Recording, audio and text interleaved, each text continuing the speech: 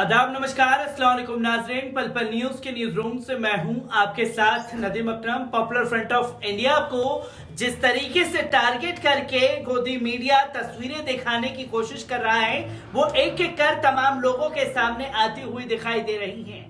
पर इस गिरफ्तारी को लेकर के अब पीएफआई के जो सदस्य हैं वो सड़कों पर उतर आए और केरल में बंद का ऐलान कर दिया गया। केरल के बंद की तस्वीरें लगातार लोगों के सामने आ रही है, जहां केरल बंद को लेकर के केरल हाई कोर्ट का भी बड़ा बयान सामने आया है। तो ऐसे में बयान जो है भारतीय जनता पार्टी मध्य प्रदेश के गृह मंत्री नरोत्तम मिश्रा ने भी पीएफआई के कार्यकर्ताओं की जो गिरफ्तारी हुई है उस पर बड़े सवाल खड़े कर दिए हैं और आतंकियों से तार जोड़ने तक की बातें कहते हुए दिखाई दिए हैं। एक एक कर तमाम वीडियो आपके सामने रखता जाऊंगा, पर सबसे पहले किस तरीके से पीएफआई के सदस्य सड़कों पर उतर करके इस गिरफ्तारी का विरोध कर रहे हैं, पहले इस वीडियो पर नजर डाल लीजिए।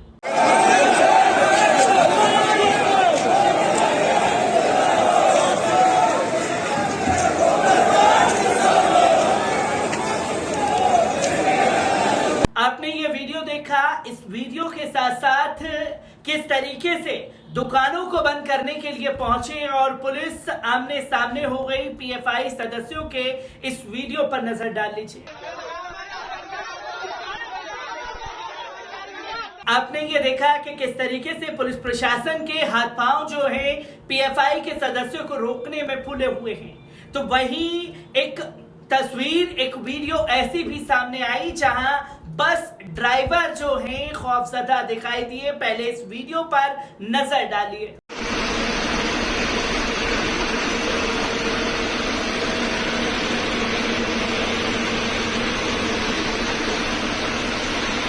तो दोस्तों, आपने देखा कि केरल बंद को लेकर के पॉपुलर फ्रंट ऑफ इंडिया के सदस्यों द्वारा ऐलान किया गया।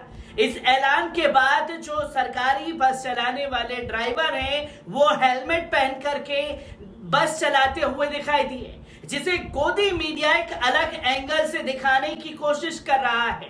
तो वहीं इस पर भारतीय जनता पार्टी और मध्य प्रदेश के गृह मंत्री नरोत्तम मिश्रा ने क्या कुछ कहा है, इस बयान पर नजर डाल लीजिए। बहुत स्पष्ट सोच है, शुरू से ही है, और वो स्पष्ट सोच ये है कि मुसलमान से बैर नहीं, आतंकी की खैर नहीं। हम किसी धर्म या मजहब के खिलाफ नहीं है, ये इसी बात का द्योतक है। हम तो रहीम के उपासक रहे हैं, रसखान के उपासक रहे हैं, जो रहीम कहते थे कि धूर लेत सर पे धरे कहो रहीम के ही काज, जही रजमुन पुतनी तजी ते ही ढूंढे गजराज। हम रसखान के उपासक रहे हैं, जिसने कहा था कि मानुस हो तो वही रसखान बसो, ब्रज गोकुल गांवों के ग्वालन बीच। हमारी संस्कृति वसुधैव कुटुंबकम के सिद्धांत को प्रतिपादित करती है, और इसलिए श्रद्धेय का, माननी का जाना निश्चित रूप से बहुत अच्छा संकेत है और नीचे तक बहुत अच्छा विषय गया। आपने ये बयान देखा जहां आतंकियों की खैर नहीं, जहां एनआईए अभी तक जो आरोप लगा करके गिरफ्तार किया गया है उसके सबूत नहीं दिखा पाई है। गोदी मीडिया वही भाषा बोलती हुई दिखाई दे रही है जो भारतीय जनता पार्टी के नेता बोल रहे हैं।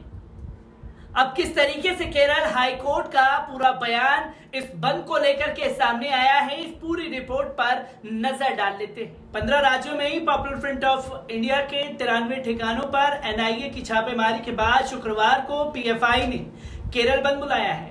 एनआईए रेड का विरोध कर रहे संगठन के कार्यकर्ता हिंसक होटे राजधानी तिरुवनंतपुरम और कोट्टम में पीएफआई कार्यकर्ताओं ने सरकारी बसों और गाड़ियों में तोड़फोड़ की है।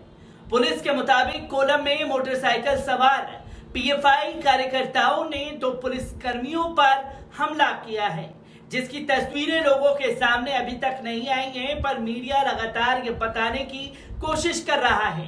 कार्यकर्ताओं को पुलिस ने पकड़ लिया है।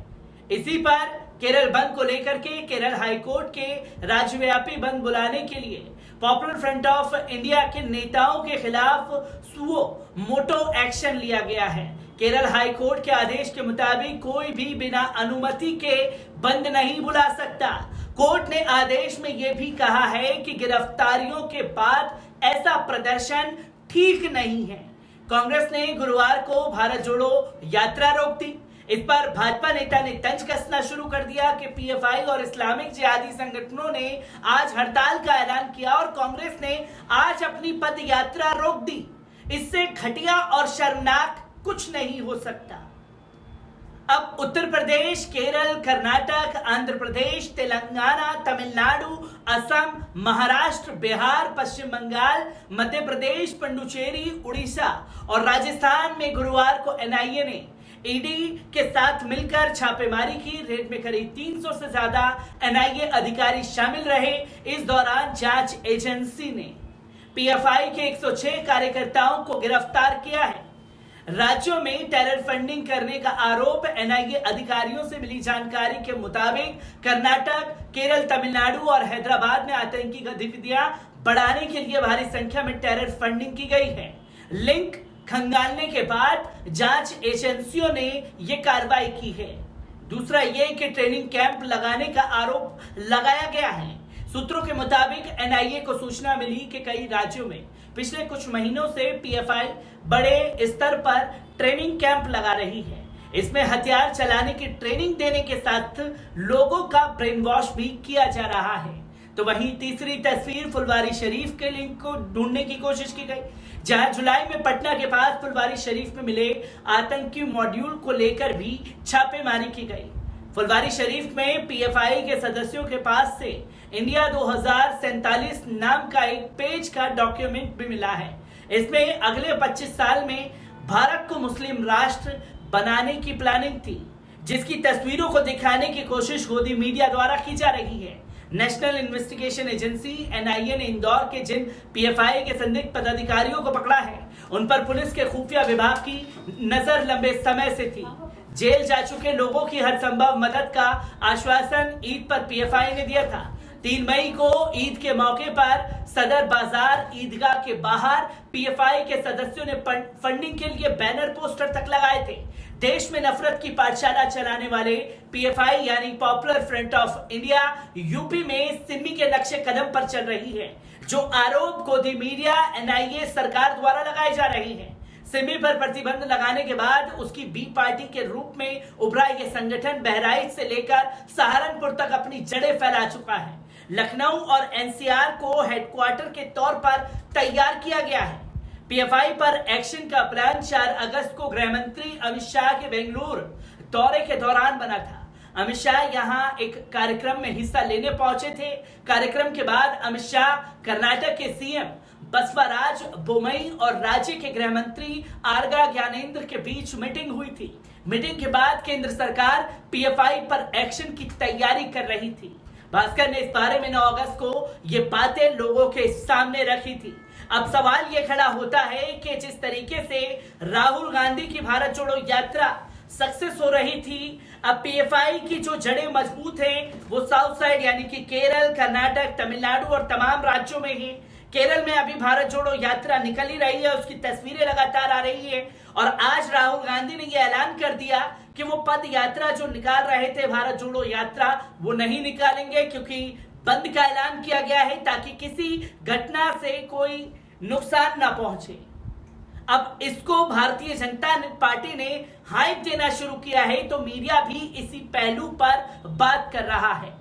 अब इसकी दूसरी तस्वीर ये भी समझी जा सकती है कि क्या भारत जोड़ो यात्रा जो निकाली जा रही थी उसके डर से ये पूरी प्लानिंग की गई है, जिस पर रडार पर पीएफआई के लीडरों को रखा गया है। तमाम पहलुओं को आप लोगों के सामने रखने की कोशिश करता रहूंगा। दीजिए इजाजत, शुक्रिया।